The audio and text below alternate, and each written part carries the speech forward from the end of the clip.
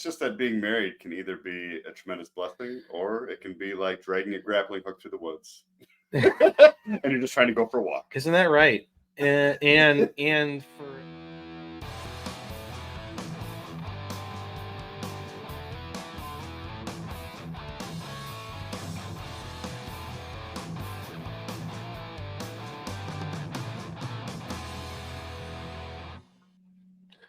welcome back, everyone. Craig and Jonah here today. I didn't oversleep, but I forgot about our recording today. Well, I saw you got up and did the Wordle. And, yeah. So I knew you were up. Barely got that one today. And I was like, oh, he'll be here on time. Nope, I'm sitting at home. I was up, sitting there drinking my coffee and doing some video editing. And all of a sudden, Jonah texts me. He's like, "Are we recording today?" I'm like, "Oh crap, that's today." So, fortunately, Wednesday already. Yeah, fortunately, I'm only about 7 minutes from here. So sorry about that. What do you got for us, Jonah? Well, the other day I was thinking about this for no particular reason. That it's that being married can be difficult sometimes because it's impossible for me as a husband to thrive if my wife isn't happy. And, you don't say. Well, I think it's something that single men would have a difficult time truly understanding because as a single guy, I'm sure that you may feel lonely and things might get difficult that way, but you can take care of yourself and just do sort of whatever you really want for a large part of your day. Whereas if you're married, your responsibilities are towards your family. And if your wife isn't happy, you kind of bring that with you the entire day. And so for a single guy, he may be able to thrive in an easier way on a day-to-day basis. But a married guy who has a very supportive wife and a great relationship, he can reach higher levels, probably, I would say, than, a single guy. I don't want to. Your whole life depends on the emotional status of your wife in a lot of ways. And it's just something that, I don't know. It'd be difficult for somebody that wasn't married to understand. Can I use a baseball reference? Go for it. All right. We're going to hope this works. Okay. Well, it's the baseball draft going on. I'm a big baseball fan, and the baseball draft is going on, although no one really pays close attention to the baseball draft, but there's these ways of looking at prospects or whatever. Is some have a very high ceiling, but the floor can be pretty low, right? So the upside is great, but they may go through streaks where they strike out 20 times in a row, right? So the difference between the top and the bottom is great. Where you've got those other ones that they don't have the high upside, they're not going to hit 30 home runs, but they're also not going to go 0 for 20, right? There's more consistency there. And I kind of think it's the same thing. Like, I think the highs can be much higher, and what we can do as men could be much higher as in marriage when things are going well. And absolutely right. But I tell you, the lows, absolutely, the single man has no idea what those lows are like. Those 0 for streaks are really bad and hard, right? And you would just do anything to be able to hit a single. Boy, that's true. That's a great analogy. All right. No, it's true, because there are some days where you just have to try to put one foot in front of the other, more so than when I was single. I mean, and that's just the reality of it. Yeah, I totally. And that's not just like me. That just happens to everybody. Right. That's married. Right. I mean, and maybe it's sort of in a selfish way, this is it. But if you're just responsible for yourself, you can control a lot of the environmental circumstances. Yeah. There's going to be a loneliness that goes with that, but you are also the one responsible for better for worse what you do during the day, what you focus your time and energy on, food you eat. Yep. Like, but you introduce a spouse into the mix, a spouse who's just hormonal state changes. Well, and that's just how it is. Change, like how she is doing significantly affects everything else. Communication. Yeah. And I mean, there's some things that may make sense at sometimes, and as far as you'll explain something and you think you're on the same page, and then check back in a couple weeks later, and it's just different. And that, but it affects everything. I want to say something about that though, that maybe you haven't gotten to experience just yet. All right. So, having teenagers in the house has been an interesting, almost like having a jury in the house. No kidding. Yeah. There have been times when my wife and I are just not seeing eye to eye on something. And let's just say one of us, we'll keep names out, just goes a little berserk. Okay. All right. Not going to say who it is. One of us goes a little berserk. Okay. The teenagers are like, yeah, you kind of went crazy there, but you're being unfair.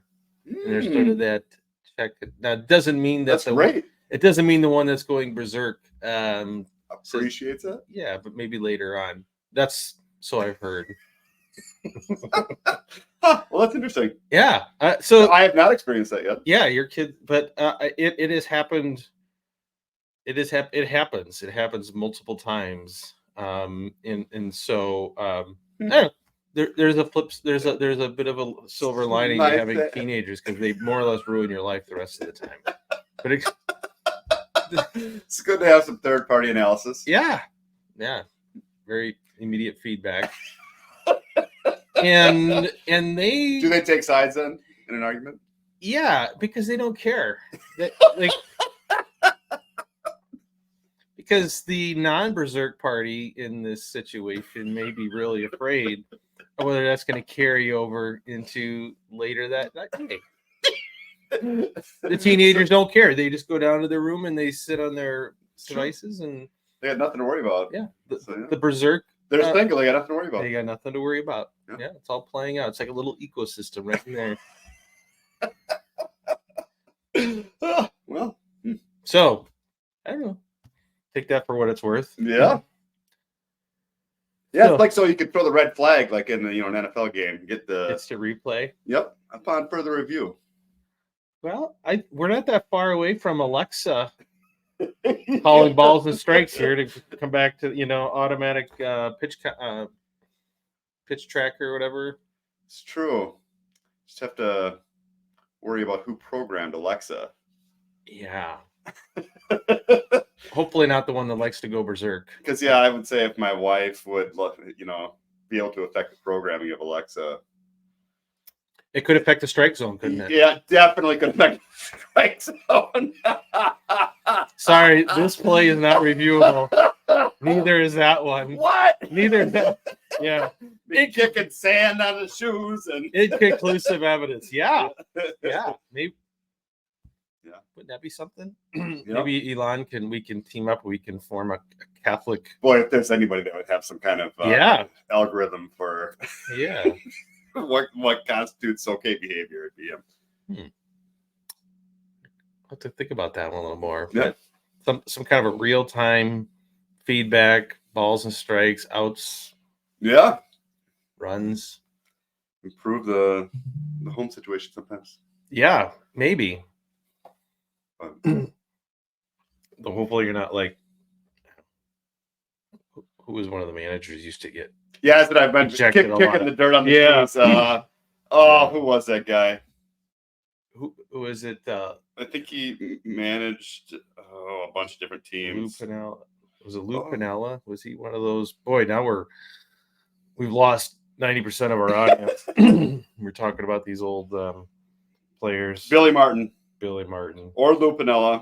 Okay, yep, you're right. I'm old enough to remember him. I kind of remember him, but yeah. So, I don't know. It is. It's just that being married can either be a tremendous blessing, or it can be like dragging a grappling hook through the woods, and you're just trying to go for a walk. Isn't that right? And for to make it even more exciting, your moral state in life can be very, very much Depends on the grappling hook. Yeah. It's very much affected by, yeah, you know, that how that's going. that's the part of this that remains very mysterious to me, and we've kind of talked about that a little bit, is the differences between men and women in a relationship like this are so great. It's at times, and somehow God designed us to be married, and for us, well, for everyone, but especially for Catholics, the disposition of our moral lives and our consciences and potentially our salvation are just so inextricably wrapped up in all of that. Mm-hmm. Be careful who you get involved with. Oh, that's for sure. Absolutely. And the interesting part about marriage, because I've lived through all sides of the spectrum of it, but it's when you're intimate with your wife, often you look at her in a different way, and it's just like there's such a connection. But if you don't have that, it's impossible to have the same feelings or the same view of your wife, and I don't know how to explain that. Like biologically, I suppose it makes sense as far as you're supposed to be connected to this person and raise a family, but it'd be nice, like the abstinence periods that you got to go through, where it's like, you know, basically a month long. Yep, still doing it. I mean, that gets difficult, and the roommate phase can set in pretty quick. Well, and I want to say, you know, it hasn't been all doom and gloom, but it is, you know, I don't think we're going to get another opportunity to play this cycle.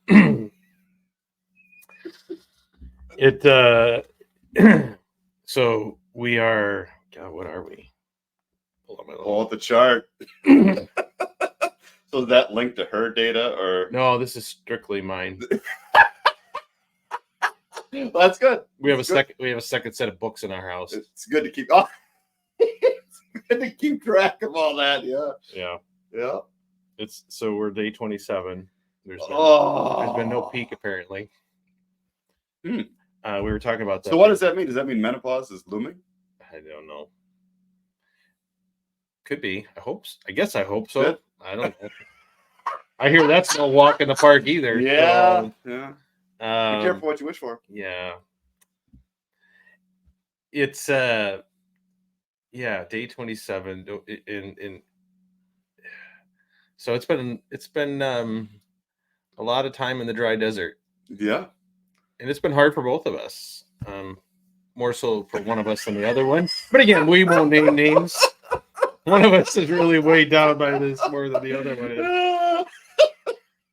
is. Yeah.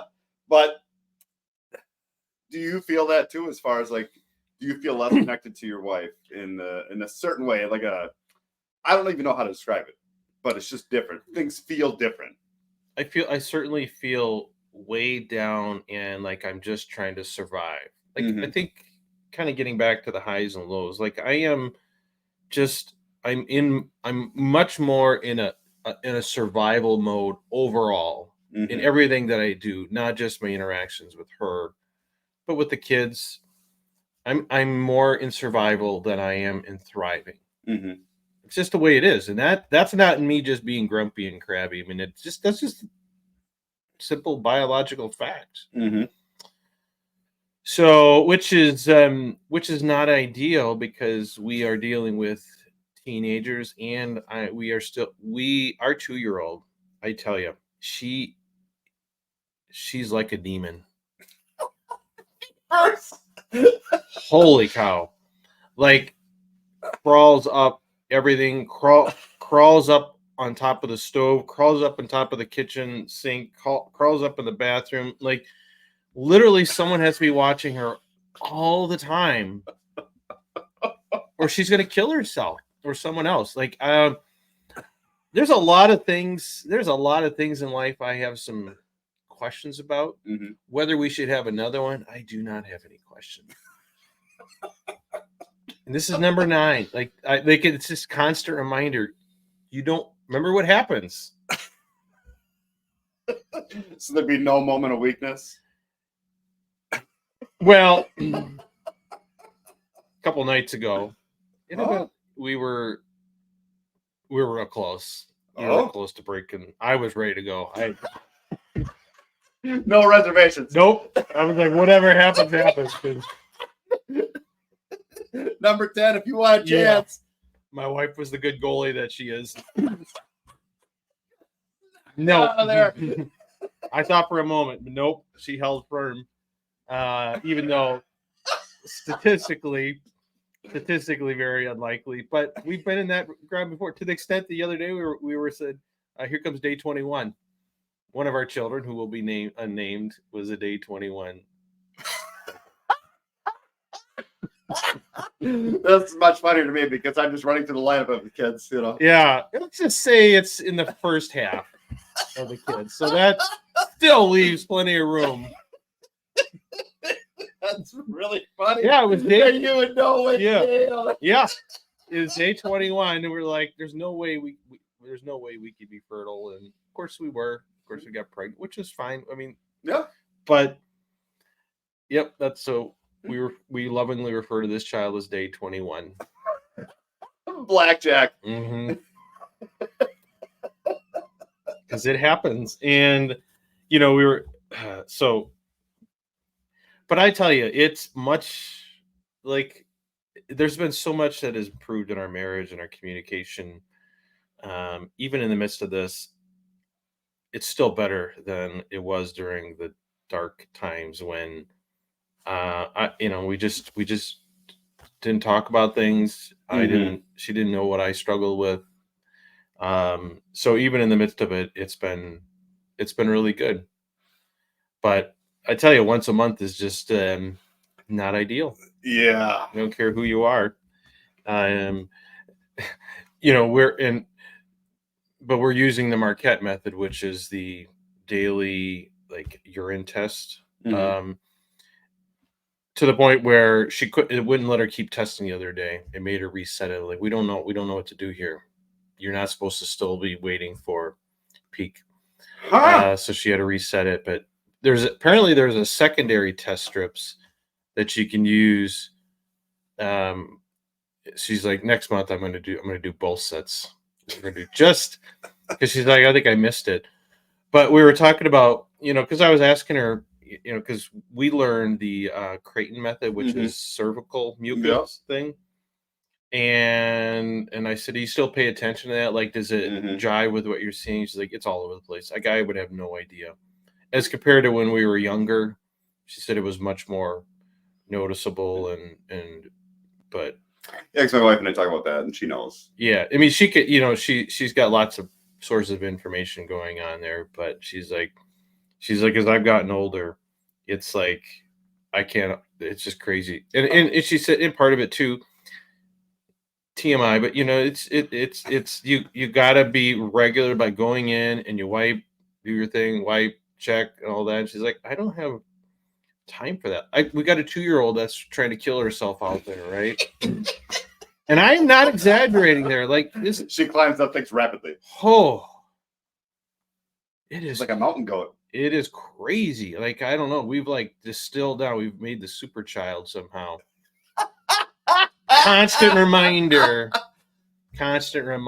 to hold firm. Did you see the movie The Incredibles? One of their youngest child has the strongest superpowers. Yeah, it's about like that. Is that the one that bursts into flames? Yep. So you have seen it. She doesn't do that. Laser eyes, burst into flames, has it all. Last night she was just wild. She was up on the couch, throwing herself off the couch. Like she's a constant hazard to herself outside. I'm getting too old for this. But man, we're not for the Marquette method, we would definitely be pregnant again. Which I know poor John Farrell's like, yeah, good luck with that one, buddy. You're gonna be pretty irresistible. Yeah. I mean, I'm still, despite all that, I take what we're dealing with now over the time periods when we were dealing with this kind of stuff, and just to not have good open lines of communication and understanding of what the struggles are. No, I agree. Communication regarding it makes things so much easier. Mm-hmm. It doesn't improve everything. It doesn't change a lot in life, but there's some there's some joy in I guess solace in the shared suffering. Mm-hmm. Misery loves company. Yeah. Yeah. At least when you're rowing the boat together. Mm-hmm. I don't know. So I don't know. I hope this isn't like a year-long or multi-year-long thing, but I think it can be. So get used to this kind of content. Oh, good luck, buddy. Yeah, thanks. Oh, yeah, and here's the other really great thing about it. Okay. So we get our once a month, which is during that first 5 days. Hopefully, there's a new cycle here. That one time we get is going to happen when we are out camping. So I'm pretty certain we're going to miss this next one.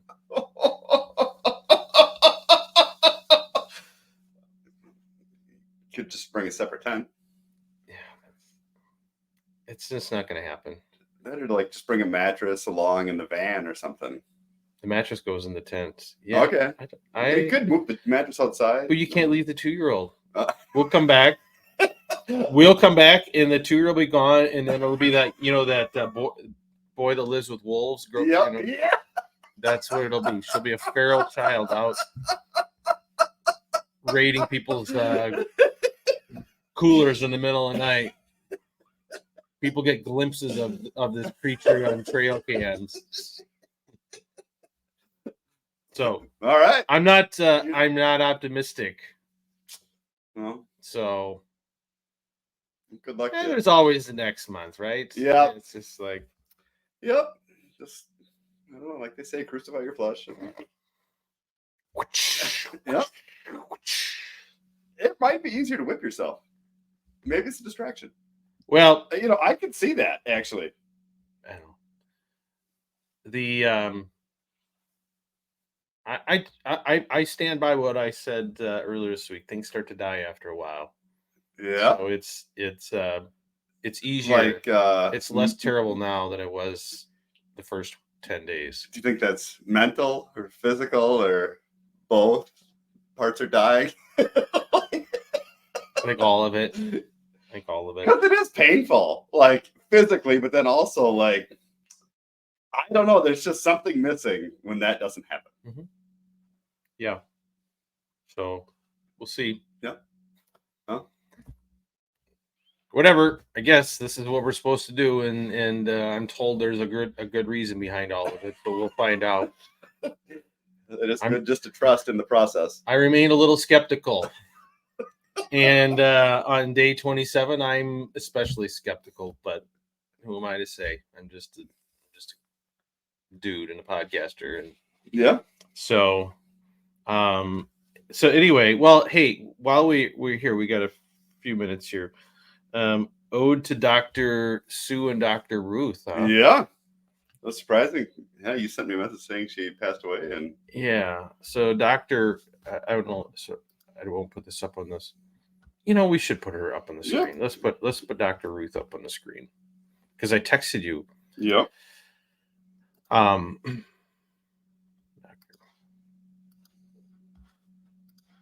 So Dr. Ruth Westheimer, famous sex therapist, died recently. Died July 12th. So what is that, a week ago? Yeah, I believe 5 days ago. She had a radio show that was on late at night mm-hmm. that people I know used to listen to. Yeah, and there's some very explicit and straightforward content. Mm-hmm. So God rest her soul. She lived to be 96. 96, years. Holocaust survivor. She was 4'7". Wow, she was very short. 896. Did she have any children? I'm just should have probably looked at this. Yeah. What does Wikipedia say? So she 4'7". Wow. Oh, she was married 3 times, so that's not ideal. She does have 2 kids. 2 kids. Yep. So I couldn't remember if it was her or another one, but turns out, so we got to thinking, and Dr. Sue Johannesson from Yeah, Canada. So I want to put Dr. Sue up. Tell a little story about her. And Dr. Sue is, or maybe she's not Dr. Sue. She was a nurse. Sue was a nurse, but she had a TV show that was on late at night. We used to watch her in college. It was about sex and just having a fulfilling sex life. We should play a clip for her. Let me pause it here. We'll find a clip for her. Okay, back. There's a brief pause. You won't notice the pause, but we had to spend some time searching the internet for a clip of Sue that even we were willing to put, or at least I was willing to put on this show. She has some wild clips. Yeah, I think Jonah was willing to put some more than I was, but his face doesn't show up on here, so he doesn't get the final say. But I want to play. We're gonna play just a short clip of Sue. I don't know if she was Dr. Sue, but the Canadian gal. The show was called Sex with Sue. Yeah, it was like on Sunday nights or something like that. And it was an entertaining show. And she died like last 2023, year. June of 2023. Like she was 92 too. So you do some math there. Yeah, they were older, happy women. They lived to be a great old age. So let's play her. I'm not saying there's any correlation. No. But hey, it's worth a try. Like, right? It can't go. It can't hurt. Yeah, it can't hurt. It certainly can't hurt. So let's play a little bit from her. Began on radio in Toronto. She said there was a simple reason why her callers told her things that they'd never tell anyone else. Because they're desperate. They can't find anybody else that they can really open up to, who will trust, who will not put them down. Johannesson was trained as a nurse in Winnipeg by nuns who wouldn't talk about sex. She soon learned that Canadian teens didn't know very much about it or contraception. She started the very first high school birth control clinic in the country. Of course, we don't condone any of that, but you're going to have to take what you to establish credibility, to prove to you that I know what I'm talking about. I've got a question. Johannesson soon had her own syndicated TV show, and at her peak, she taught about sex in more than 20 countries and in 5 languages. She became a celebrity. But to Canadians, Sue Johannesson was always our sex lady. She has been a strong, successful advocate. In 2001, she was awarded the Order of Canada. Thank you very much. You're very welcome. Johansson's final show aired in 2008, but she never stopped taking questions. Now she's being remembered fondly by her fans and her family. I think at first it was a little awkward when my sister and I were both young. We were a bit awkward about it. But then as we got older, I think our pride just grew and grew. And then we just became so proud of this amazing mother.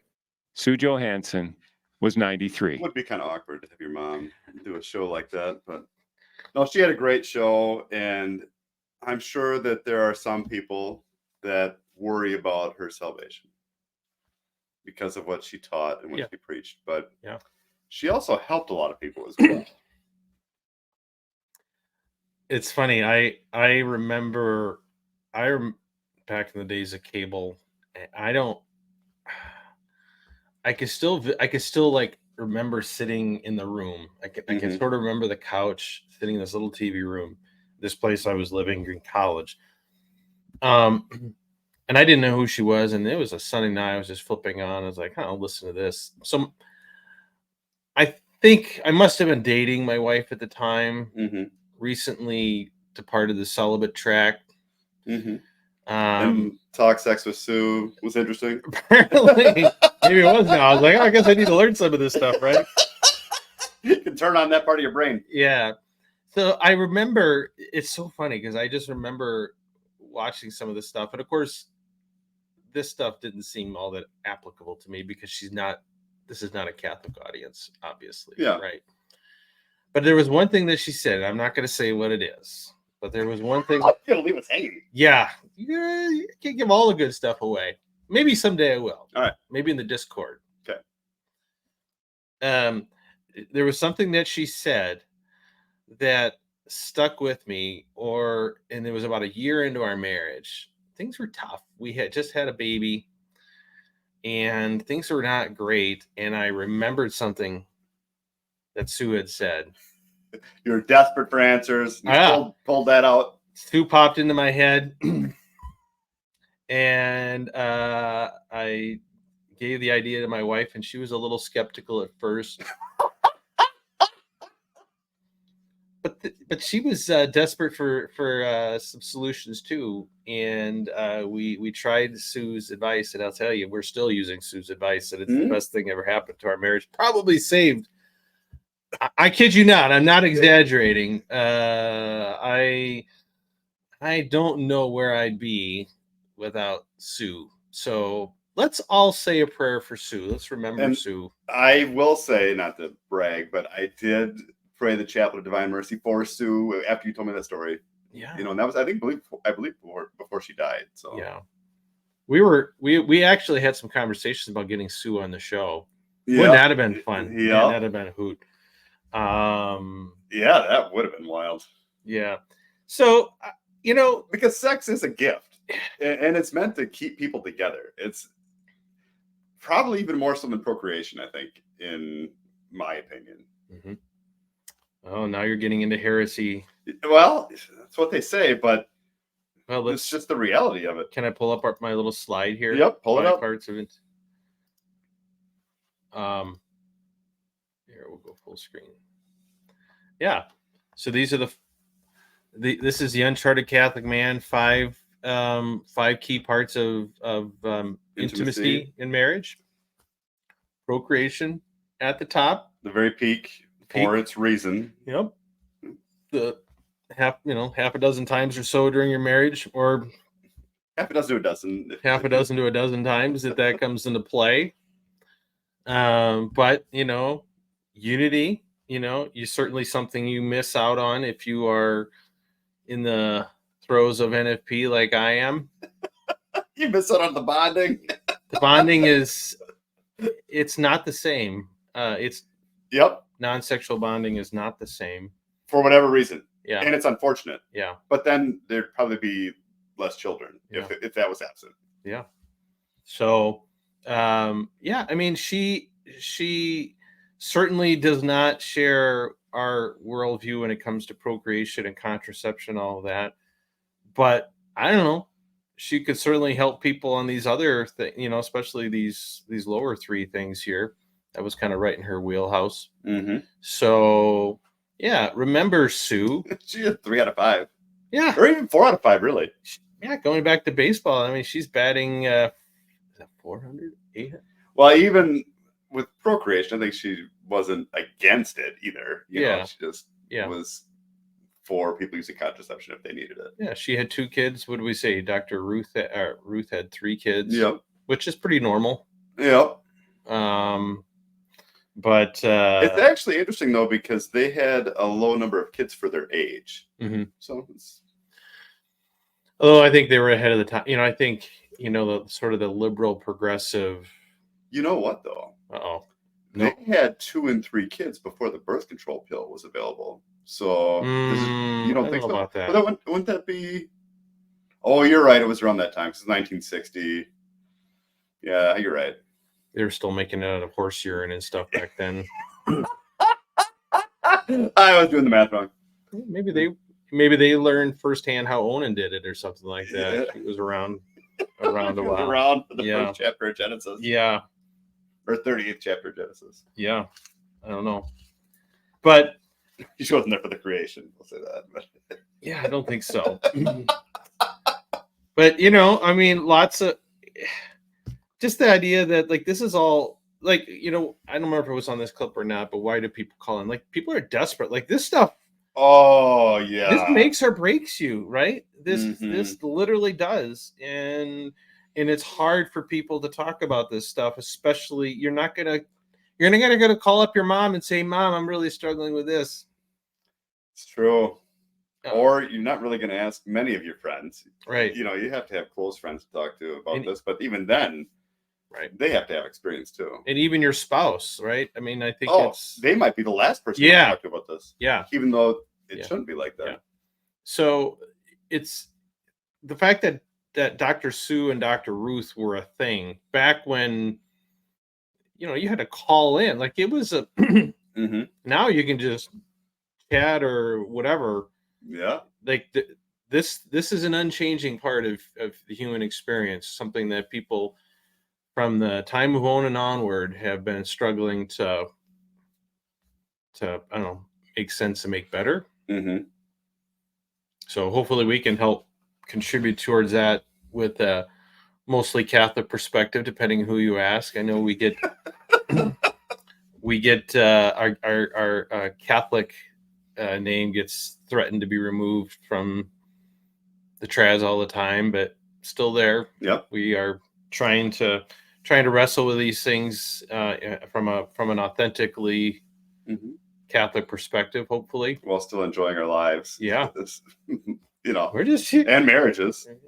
I mean, we're pretty transparent. We are compared to some of those people out there. So, yeah. Well, rest in peace, Dr. Ruth and Sue Johansson. Yeah. So say a prayer for them. Yep. Thank them. I'm grateful. I'm not for their kidding. service to humanity. I'm grateful to Sue. I don't remember if I watched Ruth at all, but I knew who she was. But yeah. So take advice and information from where you can. Yep. Don't limit yourself to the purest of sources. Because like we've said before, you'll never find a Catholic Kama Sutra manual. No, not yet. Not yet. Maybe one day. We're working on that. There's a market demand. We'll see if we can provide a market response to that.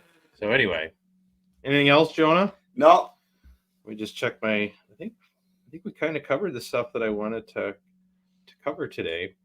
So, that was a good episode. So I'm off to the Northwoods here. So we are recording this in advance.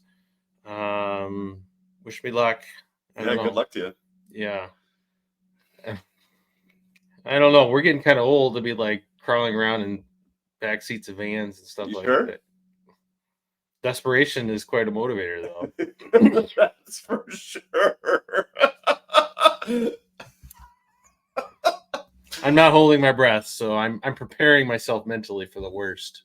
That's good. That'll get you far in life. Yeah, better to be surprised than to be disappointed.